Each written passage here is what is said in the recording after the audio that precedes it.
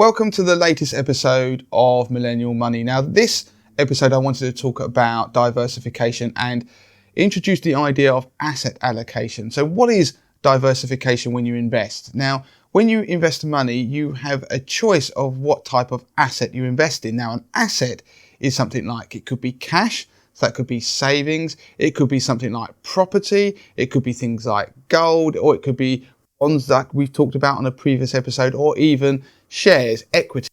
So a share in a company. Now, which of those assets you choose will depend very much on your own attitude to risk. Now, each of those asset classes carry different risk return metrics. So if we take cash, it's very low risk. The only real risk to you is that the bank that you put your money in might collapse. But even then, most banks will be covered by the Financial Services Compensation Scheme. You should check that if you put your money in a bank.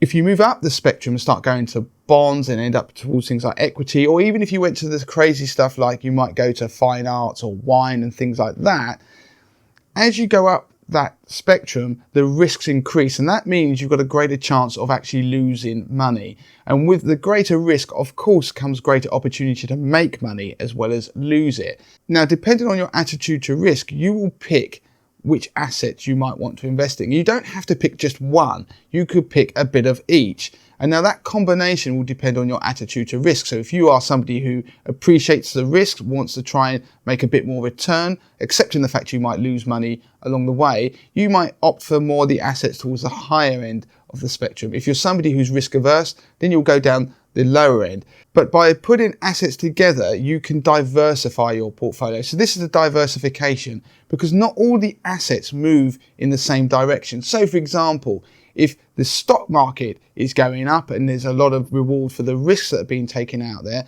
then bonds tend to move in the opposite direction. It's not 100% correlation that they move in opposite directions, but there's a tendency that when equities go up, bonds might fall.